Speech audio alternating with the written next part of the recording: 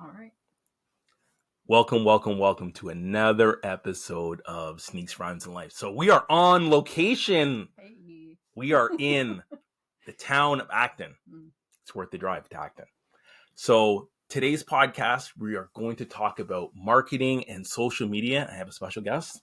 I call her my sister, Tahnee Hipel, who has her own podcast, who has her own business. So Tahnee, I'll turn it over to you. Maybe you can tell us a little bit what you do. So I do a lot of things. I'm a professor of social media marketing at Conestoga College. And then my personal brand or business is Entrepreneur Unlimited, where I help creative entrepreneurs build feel-good businesses. And then I also have a coffee shop in Bruce County. Wow. So I do a lot of things. You're a busy bee, Yeah, to say the least. absolutely. Okay. So Yeah. again, as I mentioned earlier, and this is also going to be available on YouTube, but also Google, Apple, Spotify, wherever you decide to get podcasts or you decide to listen, that's where you can get it. So we are recording on the day of the Super Bowl, only a couple hours. Chiefs and Eagles. Pray to God the Eagles lose. I was going to say, who are you cheering for? I cannot cheer in For the my Eagles? right mind. I'm wearing a Terry McLaurin Jaden Daniels shirt. I cannot cheer for the Eagles. Mhm. I can't say I love the Chiefs, but I would rather see them win and see history than Yeah. seeing the Eagles win another Super Bowl, because that means they have 2 and we have 3. So that's no good. Yeah. We have to make sure that the Eagles stay at 1, and that would be 2 in a row that they lose. So I would be totally okay with they lose, but they're the better team, so I guess we got to watch the game. I don't know. Yeah, I don't even care at this point. I know we bet on the Chiefs, so I'm just going to go with the Chiefs. Okay, all right. So if you got money on the Chiefs, then we got to go with the Chiefs. So, my Cardinals are never going to be, like, I don't know what's happening with them. So. well, if you get T. Higgins, because that's what I was talking about in the car, that Okay. maybe if you got T. Higgins, and that would be your number 1, and then Marvin Harrison kind of came along, you might have something there. Okay, 2025. Yeah. Well, no.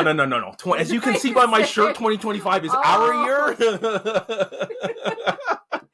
Sorry, you. Sorry, Oh Kevin. boy. Okay.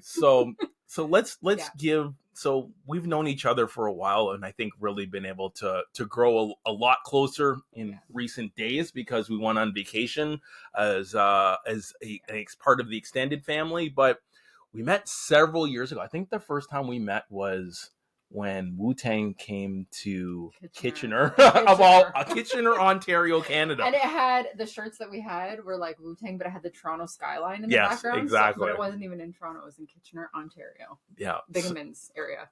Yes, exactly. Mhm. That's where it was. That was a pretty good show. Yeah, it was a good show. Yeah. We didn't get all the members because we didn't get Method Man. Method Man wasn't there. Yeah. And No. did we get Ghostface? I think Ghostface was there. So Method Yeah. Man was the Yeah. person that was definitely missing. Which is who I've never seen, and that was the time I was like, "This is going to be it," and then Yeah. he didn't show up. Yeah. But there was another show that happened last fall in, I guess, 2023 with Nas and De La Soul. Now, obviously, they were missing a member, but who was it? Talib Kweli filled in, which was admirable, and it actually really fit. But they played the whole first set without Method Man. So we go, here we go again, no Method Man. And then we got Method Man in the second, and it was like pretty literally nice. The hair on the back of my neck just stood up. It was someday wonderful. Maybe I'll catch him. Who knows? One of these days. But yeah, so that's when we met, and that was a while ago. And then I think that we just kind of stayed in touch ever since. Yeah. Music, friendship, right? Yeah. When you love music, and people talk the same language in music, you end up kind of making that connection. Yeah. And then you had a birthday. Yeah. And then I had a birthday and met this guy's brother. Which I purposely brought him along. I think you and my sister made your connection. sister, and that's the conduit between how this happened, is because I was friends with her sister. Mm-hmm. We go to this Wu-Tang concert, and this is where I meet Tahnee. So I knew who she was, and then we kind of connected online and kept the conversation going. But ultimately, it was her birthday. Her sister really wanted to make it special. It was Jizza was performing at Phoenix in Toronto. Mm-hmm. So I decided to bring my brother. Yeah. And her sister, Mel, we talked, and it's like, oh, my sister really needs to meet a very nice girl. Guy. It's like, I got the guy. Yes. And by the time we had left the bar on the way to the concert, I knew it was a wrap. My handiwork was done. Yeah, love at first sight. We've been together for almost 2 years now. We live together, so it's basically my brother. Yeah, My pretty brother-in-law. much. That's why he calls me sister. But that's where we're at now. So yeah. Good times. So, so can you tell us a little bit more about your professional background? And you teach at Conestoga College. What do you teach the students specifically? So social media marketing, I took the program in 2018 myself because so to backtrack and keep this even aligned with music is I used to sing and produce music and perform in Toronto and all these fun things and work with a lot of artists. And I always thought that I need to have a career where I make my own hours and can do my own thing. So I wanted to get into, I've always been into marketing, and then I wanted to get into digital marketing because I wanted to work online, remote, be able to make my own schedule. And so I went back to school for digital marketing to upgrade my skills. And then I became a freelance in social media marketing and working for clients and helping people grow online.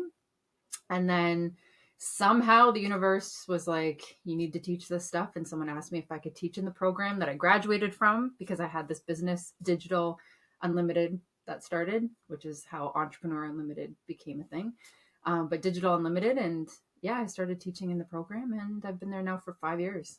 Wow. Yeah. So how did you end up teaching without actually having a teaching degree? So in college, for the contract and postgrad, for the postgrad certificates or diplomas, they're usually looking for professionals who are in the field. So because I already had my own business and I had graduated and had a track record, because I started working for like the city of Waterloo, and I was doing Lumen. I did all the photography, KW Comedy Fest. Like I was in there. So they were like looking for people in the field, reached out to me, and I said, yeah. And then I ended up teaching. And then as the program has grown, they needed to revamp a lot of the courses. So then I started doing curriculum development.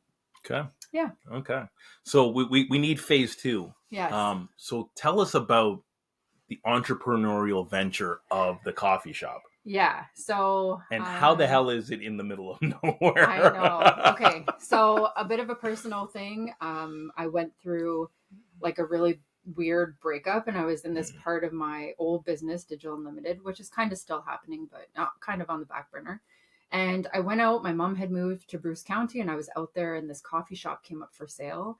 And I always thought that I would retire with a coffee shop or like wind down life working in a coffee shop because I love coffee and everything about the culture.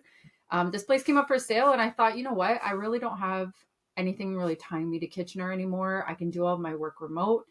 And yeah, I didn't have the money, but I ended up like bootstrapping the money for it, and it all kind of came together. So I bought a coffee shop, and I thought, why not use my branding and digital marketing background to make this thing a thing? So Brewed Coffee Bar came to life. So how old is the coffee bar now? I'm in my 3rd year. So, well, I celebrated 2 years, November 20, just this past year, 2024. Okay. Yeah.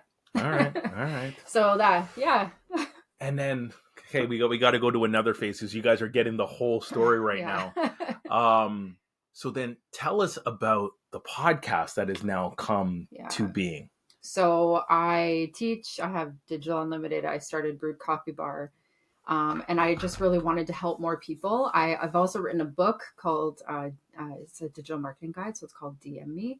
And it just talks about how to get online, like in a really like high level way. So I've always been doing workshops, and people always want advice. And I thought, how can I bring that all into one space and help more people? So I started Entrepreneur Unlimited, which comes with a podcast and a YouTube channel. And I still do client work. Like I just booked a client to help them grow their business. So now I'm just trying to help more people take their business and align it with their values and their passion. And I hate the hustle culture. So my philosophy is like, how can we do this, make it feel good, and create like a long-term sustainable venture? Okay, so you just mentioned a very interesting term, and I don't know for some of the listeners, like, how do you define hustle culture?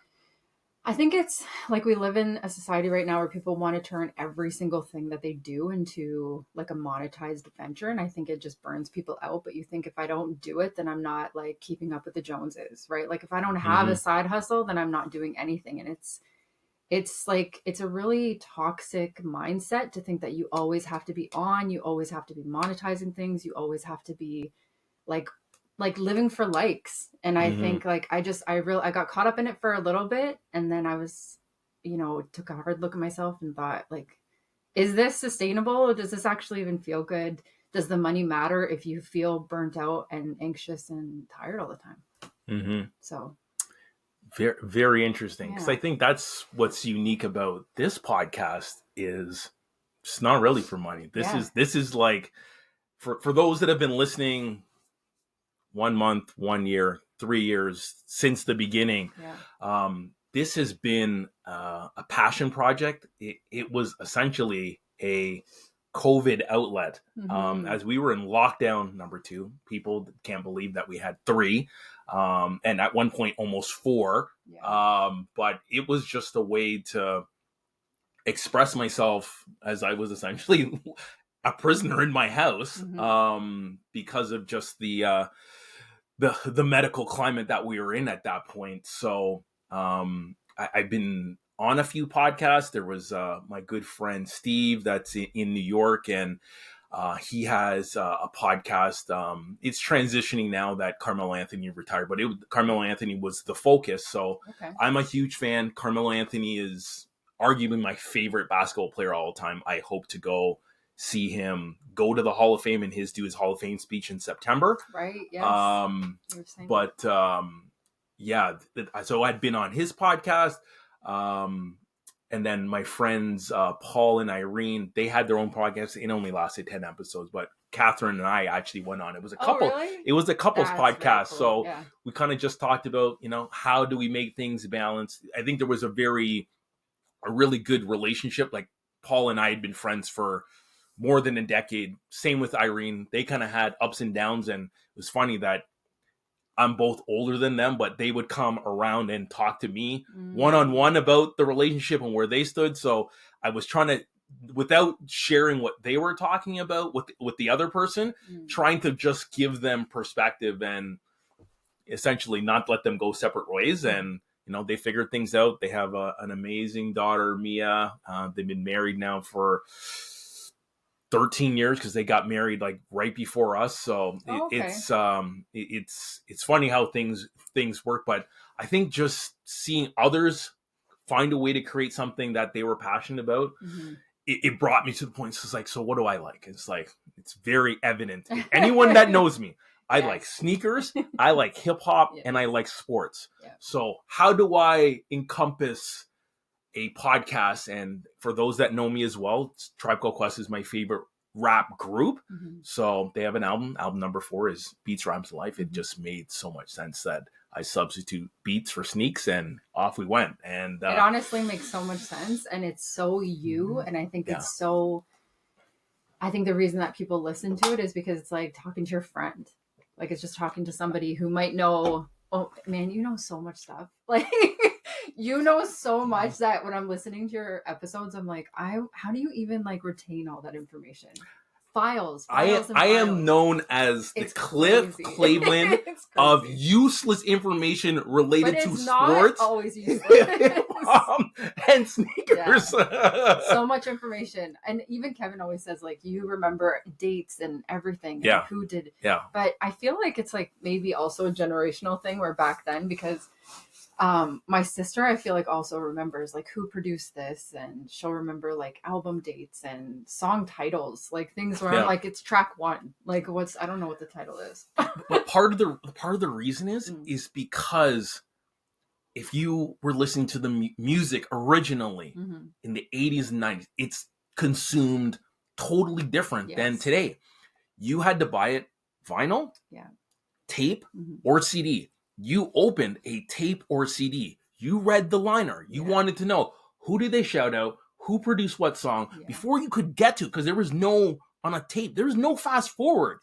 You fast forward, you'd be in the middle of the song. There was no fast skip to the next song at a click of a button. So you had to, like, you were listening to song 1, and you were like, your mind was on song 10. Because this guy or this guy is on that song, and it got produced by someone else that is not in their group. Who did they collaborate with? are they going to end up being the first verse or the last verse? Like, there's so many different things. It was very focused, like how you ingested. You had to read, and you read it more than once. You would read it at the dinner table. You would read it sitting on the couch. You would read it in your bedroom as the music is playing. So this is how this got retained. Yeah. Today, you have to go and search for the information. Yes. It's not a package deal. Yeah. When you download Kendrick Lamar's GNX album or Doechie's, Alligator Bites Never Heal. Like, you just don't get that perspective. And it's like, you hear a song, you think you know the producer. Now it's a 10-minute thing to go and find out, is the person that actually produced the song who I think it is? And sometimes you're right and sometimes you're wrong. Versus in a liner, it's in essentially in your fingertips, right? So totally consumed a different way. And then you just remember, because with those pieces, as albums came out, I remember where I was. I tell the story. I've told it at least 10 times. Was at the University of Windsor in my first year as a varsity athlete, played football, had no money. Like, literally, I was second last chance for me, because I applied to 3 schools locally, didn't get any of those. Thought I was going to go back to high school for year 6, and then there was another window that came available that I could apply to a couple other schools. I got into 2 schools. I got into Carleton, which was Last Chance U at that time in the 90s, and I got into Windsor. It's just like, Windsor just seemed culturally a better fit for me. And I remember I went, we drove down there, and it's like, hey, let's go to the athletic center. And I saw the field, and I walked in, I went looking for the coaches. It's like, hey, do you take walk-ons? And it's like, I was a very good varsity player in high school. And it's like, yeah, you can try out, but it doesn't mean you're going to make it. And I still remember, like, I played the second play of the season. Like, I was good enough. I remember the very first play that I ever was on the field. Like, I made a tackle in that play, and I'll never forget it, because that guy, the guy that I tackled was like... Stefan Potasic, who's been a coach now in the CFL. Yeah. He is CIAU in the Hall of Fame, and that's who I put on the ground in my very first play. So I'll never forget it. But it was an amazing experience. It's just, university was not for me. 400 people in the class. I just never had a connection. I also never really held myself accountable enough. So I decided that I needed to transition to college. Yeah. And it's like, I don't need to do it here in Windsor. I kind of got homesick, and it's like, I will finish first year, and I went back to Toronto, and I went to St. Daniel College, and the rest is history. And duly noted, my first semester, Smith & Wesson, The Shining, and Do You Want More by The Roots came out in January and put me through the entire semester. I listened to 2 albums the entire semester. That's amazing. So these are the stamps that I remember that, like, milestone music, where you can remember exactly where you were. I feel like my year, I'm like on the cusp of that, because we also had CDs, right? So I started listening to vinyl and tapes, but then we got into CDs, and it was a lot easier to just skip. You just skip and get to where you want to. Like, there's 2 guests on this album. You can just get there, right? So again, going back to hustle, you know a lot of stuff. That was a whole tangent that we just went on, but I just retain stuff. But I think that really shines in your podcast, because it's like, it's you. You're not trying to be anything different. You're not trying to talk about anything that other than what you know. No, I only talk about what's in the pocket. Yeah, but I respect that so much. Yeah. So I think, again, talking about hustle culture and what that all means, and the podcast is just, it's fun. Like, this is an outlet that I have. And again, I kind of go through waves, and, I'm in a good wave. Like, I would tell arbitrarily where I am today. This is the high right now of the podcast. There's the most engagement there. I'm having the most fun, and the ideas. It's like, I have a book. I didn't bring it today because I knew what we were doing today, but the book, I have a book that I write podcasts in, like, what's going to happen, or which is the idea. And then I sit there and I literally write it down, and then don't regurgitate it, but it's like kind of the blueprint of, like, now I have on my phone, like, that's how the podcast will go today. But I just find it so fun so much to share. People, I've now shared it with other people in other groups, as I had no idea you did it. I was at a coffee shop today, and I just start talking to someone, and I was like waiting to. I was texting you guys if you wanted me to bring donuts. That's what was happening. And you did. So so we're gonna eat some Glory Hole donuts. Shout out to Glory Hole. It's it's in Gerard in Little India, right by I had a bite of the Fruit Loop one, and it is very delicious. Okay. That's the one Winnie didn't want. Really? Yeah. And it's like, I'll tell her now. Tahnee had it. Yeah. She said it's amazing. That was like my first Fruit Loops. Yeah. So I'm in the coffee shop, and I'm in the donut place just waiting, and I'm chatting as I'm waiting for you guys to respond. And it's like, I'm just going to get an assortment and just wait. And then we ultimately start talking about music, because like she says something about music because it was like dead, but she was going to play something on her phone, and it's like, I just got to make sure that no Eminem comes on and I don't have any edited version. And I started laughing. So then we're going back and forth. Before I left, she had the podcast already downloaded, like organic, just random things. I've had customers as I work at Foot Locker, customers, we just talk about music, and all of a sudden they have my podcast. New and subscribers. They follow, and I get comments now, and it's just I'm just very comfortable talking to people in all walks of life. So, because again, I think you kind of mentioned it. It is so hard to stay authentic, and I really only try to stay in the pocket, as I call it, like a rapper, and don't try to deviate and go outside what I'm not comfortable doing. But do you see it as a challenge for people to really continue to stay authentic to who they are?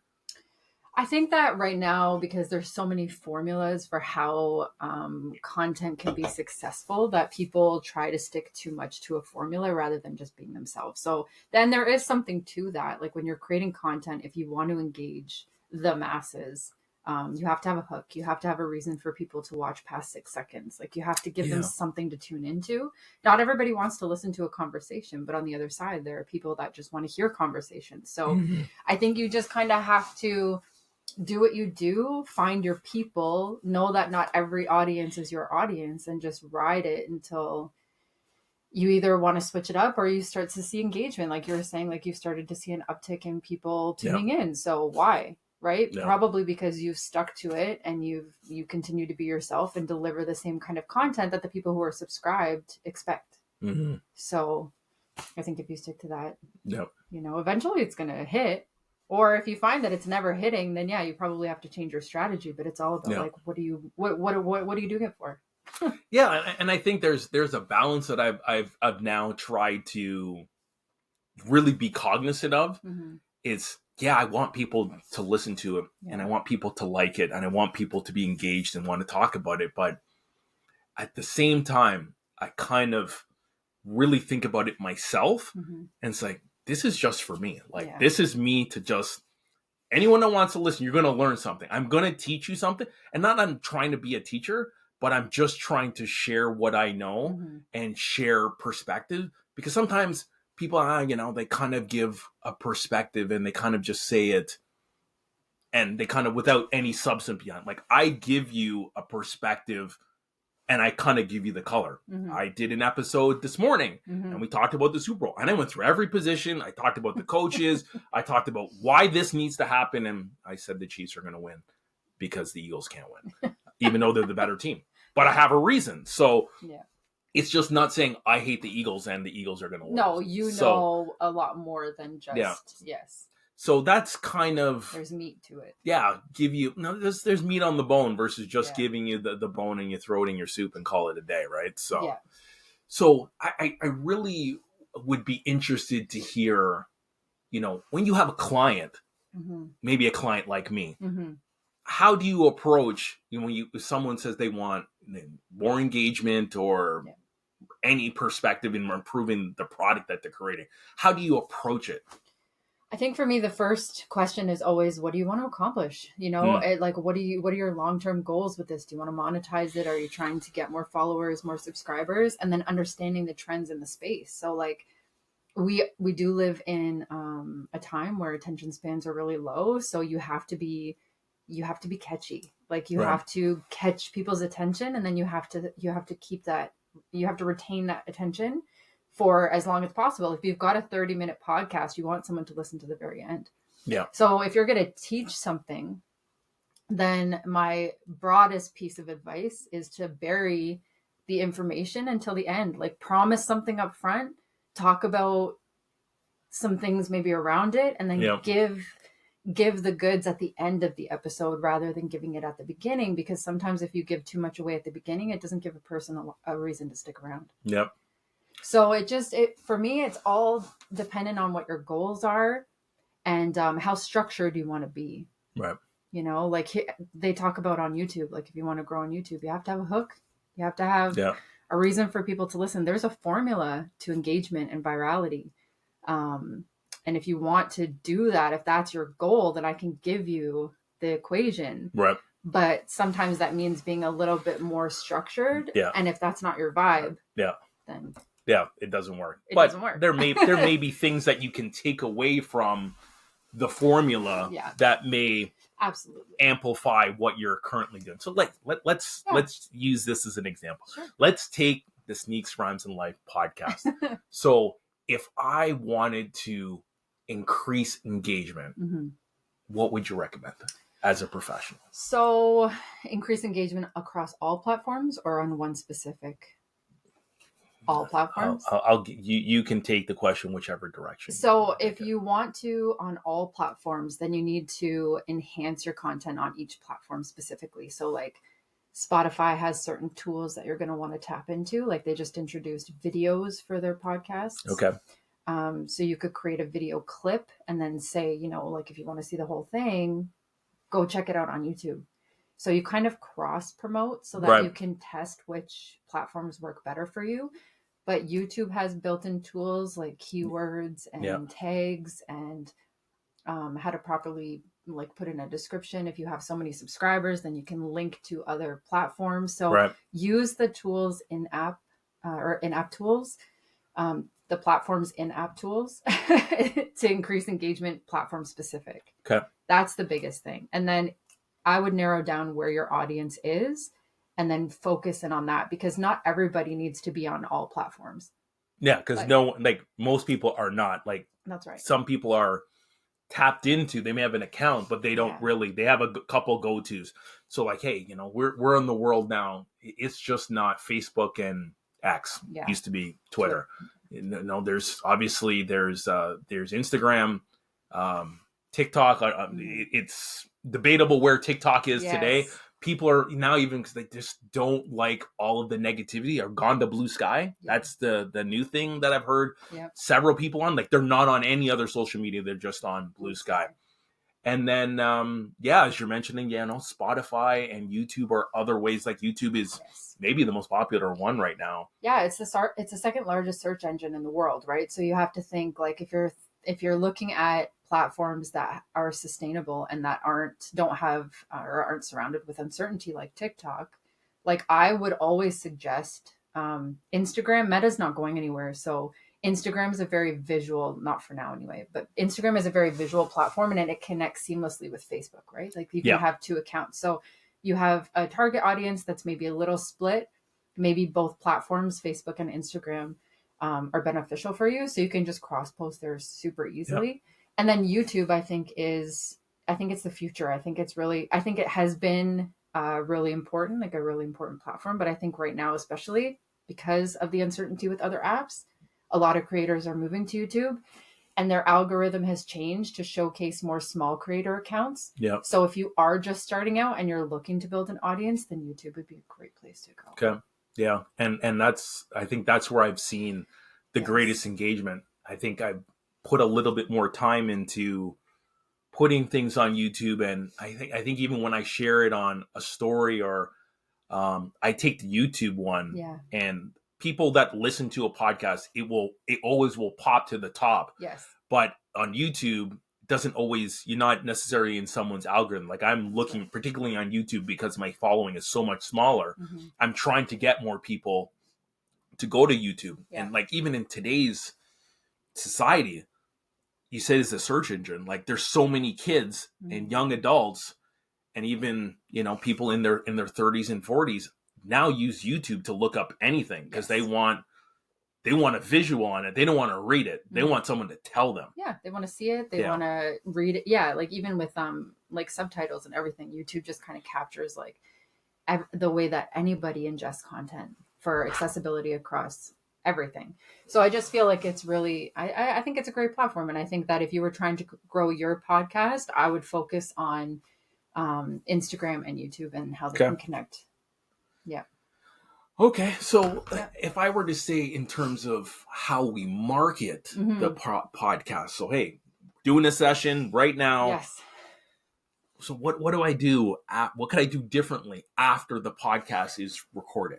To keep going, like when you create content, you're putting so much effort into creating this singular piece of content. But how can I use this piece of content and repurpose it and keep talking about it and keep it living? Like keep it a living organism, because honestly, if you just create and it's a one and done, you've lost all that work. So in your episodes, for example, if you're talking about 3 different things, just keep talking about it and keep guiding people back to that episode, right? Like if you missed episode 12, go check it out. If you missed episode 11, I talk more about this in episode 10. Yeah. Whatever it is, like keep that piece of content moving. So keep talking about it, tell people about it. Post it. I think as creators, sometimes we're really bad at talking about what we do. I'm so guilty of this. Like I've written a book. I have success planners. I have an online course. I have a webinar. But like when I'm helping other people, I don't talk about it a lot. And I think that when I do actually say it, people are like, "Oh, I never knew that you did that. Tell me where to find it." I learned recently because I went to the Linktree and I saw, wait, there's a book? Yeah. And I think that's the thing. So talk about it, right? Like, I know I'm sometimes when you're a teacher, you're telling other people what to do, not necessarily doing it yourself. Yeah. But that's the big thing, is just keep talking about it, keep it moving. Sometimes, we get stuck in that, well, I don't want to be annoying. I don't want to come across as like spammy or tacky or cringe, right? Cringe is the new thing right now. But I think you have to be a little bit cringy and you have to be in people's face, because even if it's like people don't know what they don't know. And sometimes you think you've said it a million times, but there are hundreds of people that have never heard you say it once. Yeah. So just keep putting it out there. Okay. Yeah. Okay. You don't have to spend money to get reach. Because that's what I was going to ask. I was like, there's always these people that come to you on the side and they see you working so hard. Because when you have a podcast, and many times it's like you're one man or one woman band. Like you make the podcast, you edit the podcast, you promote the podcast, you publish the podcast. You now have to go and answer all the comments so that you keep the engagement going. So it feels like it's a never ending thing. But I think I've really tried to qualify that it's fun. Yeah. Keep it fun. And that's what's working for me specifically. I'm tell you, season 5 is easily my favorite season. Yeah. It's flowing like water right now. Yeah. So yeah, I think if you just keep it fun and find ways, that's what's kind of worked for me. And I'm sure that will work for some other people. Right. Yeah. So I want, before we kind of wrap up, the question of expanding a podcast through other forms like merchandise. As an example, what would you recommend to someone that has a podcast like Sneaks, Rhymes, and Life and has created merchandise? How do you recommend marketing merchandise? So, okay, in the world of AI, and making things searchable and easy, you want to cut out any barriers for your followers or your listeners or your people, your community, right? Cut the barriers out.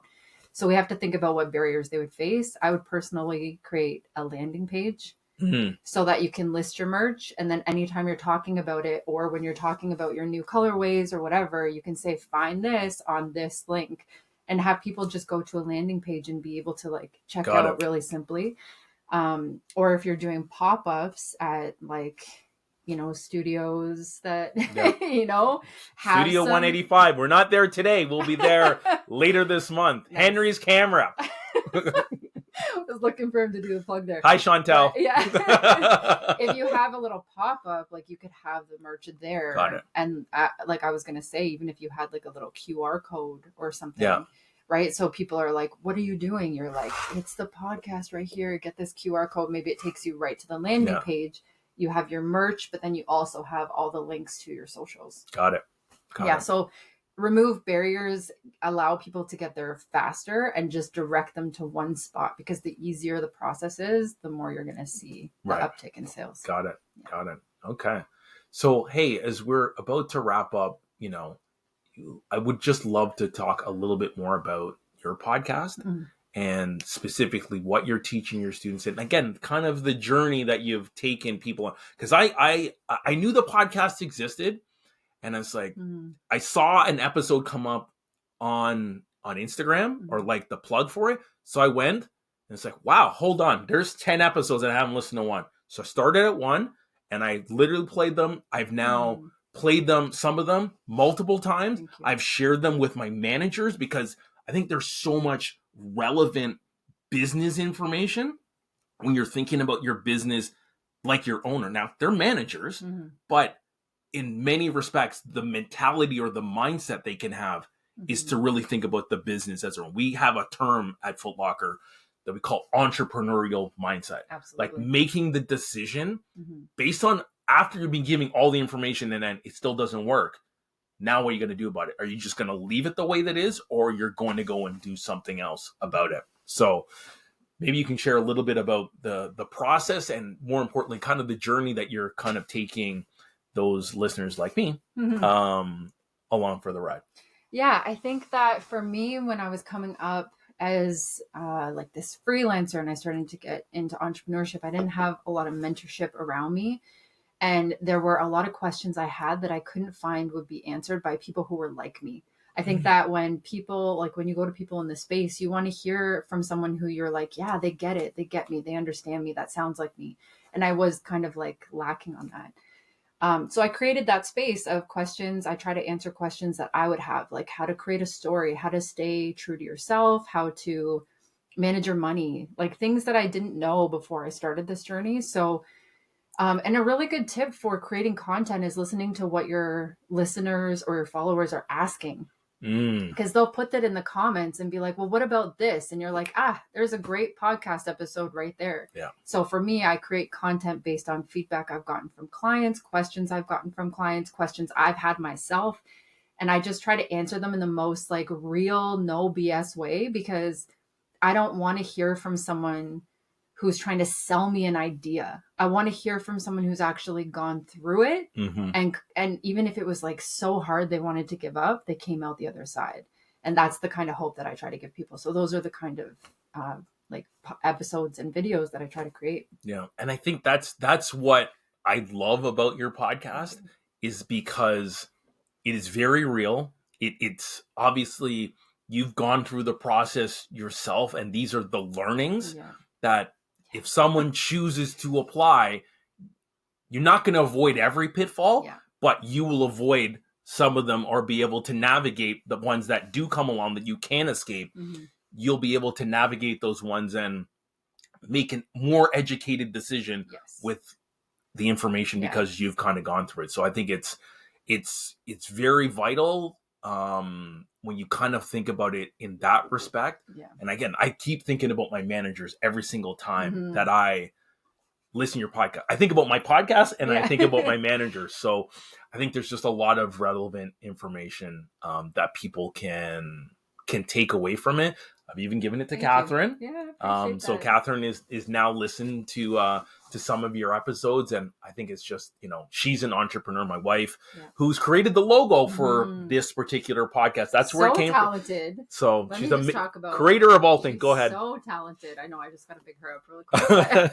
She took the most like wonderful, I don't even know, they're just so beautiful pictures from our Jamaica trip that I was like, I didn't know it was being photographed. I didn't know if it was photographed at some points. Like there's pictures of people. Talk about gifted. Wow. She's just got an eye for it. She has got an eye. I'm like so blown away anyway. So I told her to you, Catherine. I told her last night. Well, I told her in the morning. It's like, I knew the pictures were there. She sent them out because she asked for your email. And she sent the pictures out.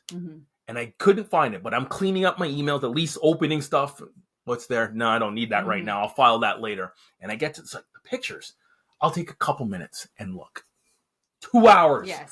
I went through the pictures 2.5 Yes. times. And Yeah. it's like, oh, I got to save that one. Yeah. And I need that one. It's like, when was this one even taken? I know.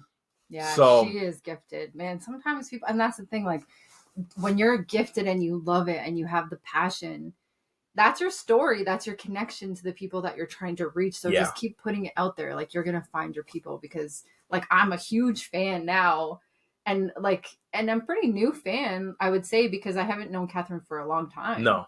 Right. So I feel like you were my friend before. Yeah. Like, you just put your work out. Like, you will find your people. Don't worry about it. I promise you, if you stay true to yourself and you keep doing you will find your people and grow your community. Okay. But you got to stick to it. Yeah.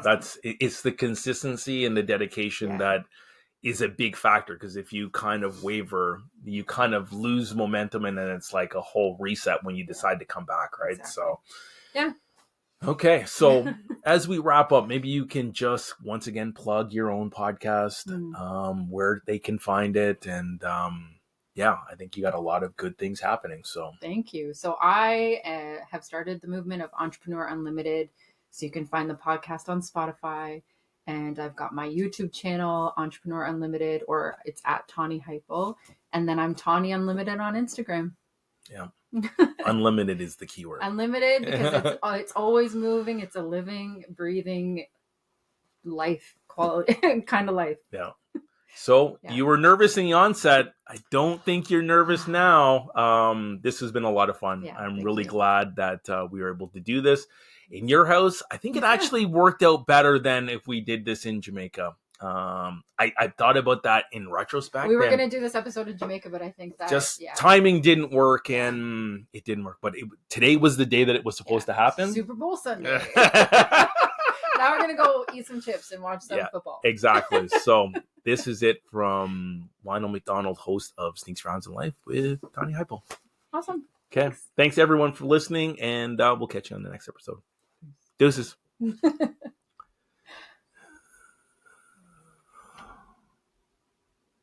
Bye. Nice.